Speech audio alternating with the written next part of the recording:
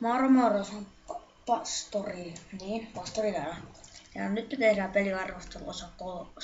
Ja tänään pelinämme on FX 2011.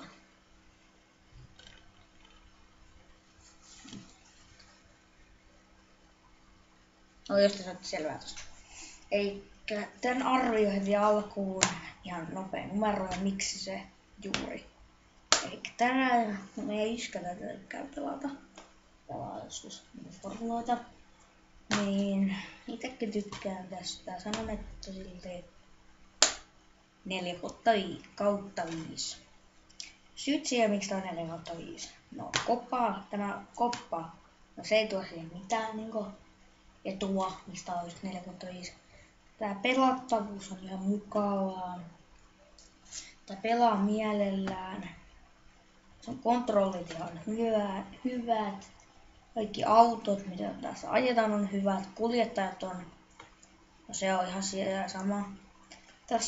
Tästä löytyy, no mä muistan ne 1-2 play, joo mitä. Tästä löytyy kyllä tää Nitro Online pelailu, 2-16 pelaajaa. Semmonenkin löytyy täältä. Tästä löytyy Multiplayer, Career Mode, Grand Prix, tai Quick Race, nopea kilpailu.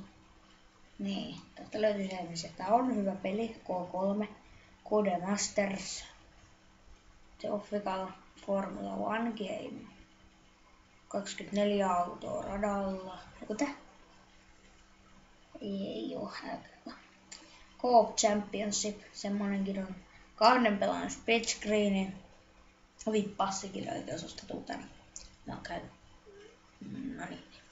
Eli mä suosittelen ostamaan tämän pelin, jos tykkäät katsoa telkkarista formuloita, vaikka et olisi ihan niinku kiinnostunut mistään formulasta, mutta jos katsot edes joskus formulaa telkkarista, mä suosittelen, että pelatkaa tätä peliä. Tää on hyvä peli. Tää on hyvä peli, kannattaa ostaa. Kannattaa ainakin kokeilla, jos tästä on joku PlayStation Storessa joku demo tai jotain vastaavaa. Kannattaa kokeilla. No, se oli tämmönen arvostus, mutta ne on aika lyhyitä. Mä en näytä tässä pelissä paljon. Tää on periaatteessa pika-arvostelusarja. No kuitenkin. Se oli pastori. No, tästä edes hiukan tykkäsitte. Tykkäilkää, tilatkaa kanava ja niin, kommentoikaa. Se oli pastori ja näkemiin.